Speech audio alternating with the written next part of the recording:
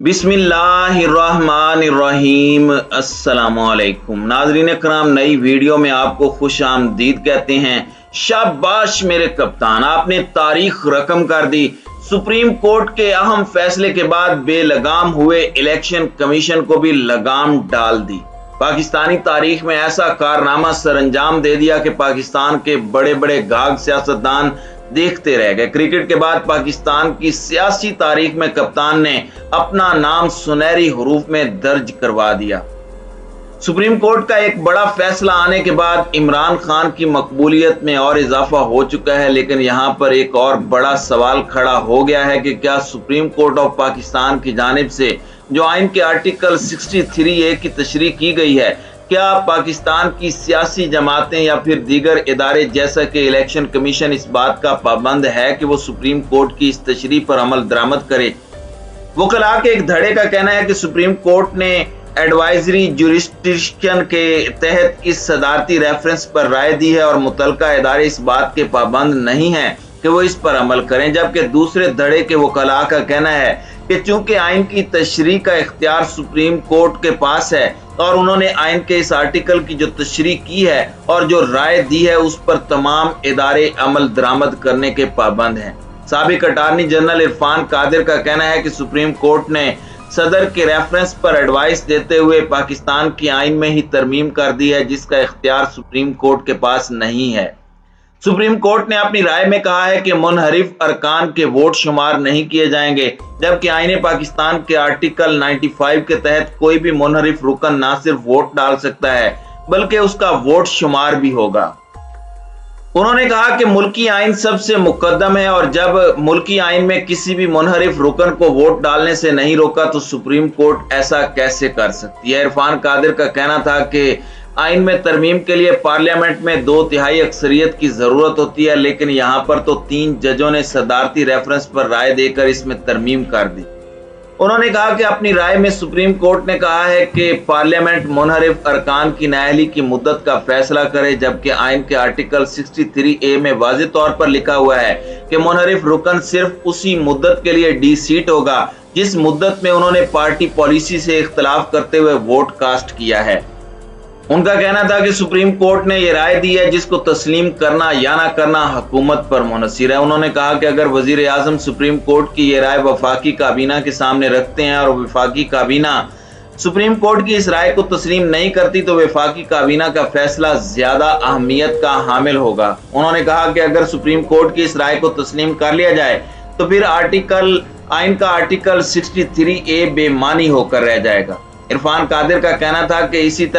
इस तरह तो अगर सादा अक्सरियत से कोई जमात हुकूमत बना ले तो उसके खिलाफ अदम एतमाद लाई नहीं जा सकती, क्योंकि मुनहरिफ रुकन के वोट अदम एतमाद की तहरीक में शुमार नहीं होंगे, जिससे जो कि जमहूरियत की आड़ में अमरीत को परवान चढ़ाएगा। सुप्रीम कोर्ट बार एसोसिएशन के साबिक सदर हामिद खान, जो कि मंजे हुए वकील हैं, उनका कहना है कि माजी में ऐसी मिसालें मौजूद हैं कि सुप्रीम कोर्ट ने किसी भी मामले पर कोई राय दी हो तो तमाम इदारे उस राय पर अमल दरामद करने के पाबंद हैं, क्योंकि उस बारे में सुप्रीम कोर्ट ने आइन के आर्टिकल 187 का भी हवाला दिया, जो कि अदालती फैसले पर अमल दरामद से मुताल्लिक है। उन्होंने कहा कि सदारती रेफरेंस पर सुप्रीम कोर्ट की राय से वफाकी हुकूमत तो मुतासर नहीं होगी, ताहम इस राय के बाद पंजाब में वजारत आला के होने वाले इंतखाबात कल अदम हो गए हैं।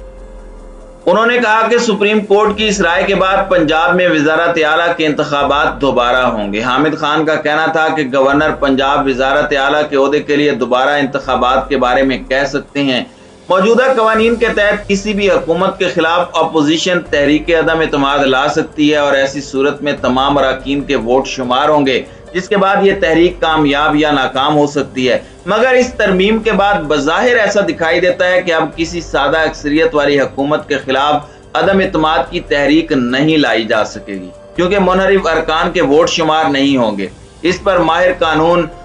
दान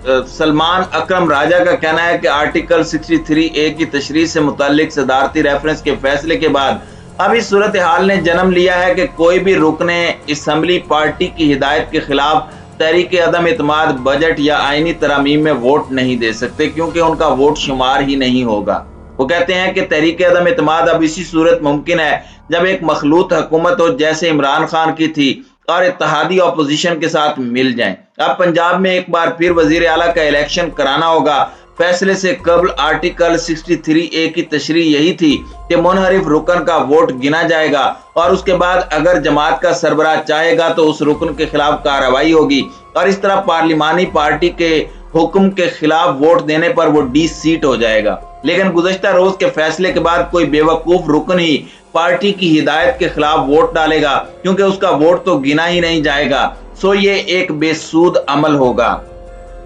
ناظرین اکرام، اس نئی بحث چھڑنے کے بعد کہ کیا آیا سپریم کورٹ پاکستان کے اس فیصلے پر عمل درآمد حکومت کرے گی یا نہیں، قانون دانوں نے معاملات کو الجھانے کی کوشش کی ہے، لیکن سپریم کورٹ آف پاکستان کے اس فیصلے کے بعد الیکشن کمیشن کی جانب سے پنگا کرنے کے بارے میں کچھ اطلاعات مل رہی تھی، لیکن اب الیکشن کمیشن نے بھی اس معاملے کو ہمیشہ کے لیے بند کر دیا ہے کیونکہ سپریم کورٹ سے بڑا الیکشن کمیشن ہو نہیں سکتا۔ جس طرح سے حالیہ دنوں میں الیکشن کمیشن جانبداری کا مظاہرہ کرتے ہوئے نون لیگ کی بی ٹیم بنا ہوا ہے، اس کے بعد عمران خان نے انتہائی زبردست وار کر کے ان کے بھی ہوش ٹھکانے لگا دیے ہیں۔ اس وقت پاکستان کے وہ ادارے جو کہ نون لیگ کے ساتھ مل کر پاکستان کو نقصان پہنچانے کی کوشش کر رہے تھے، یہ معاملات کافی حد تک کنٹرول ہو جائیں گے۔ لیکن افسوسناک بات یہ ہے کہ اگر یہ فیصلہ سپریم کورٹ آف پاکستان کی جانب سے پہلے دے دیا جاتا تو اس نہج پر حالات نہ پہنچتے اور پھر معاملات خراب نہ ہوتے۔ لیکن ناظرین،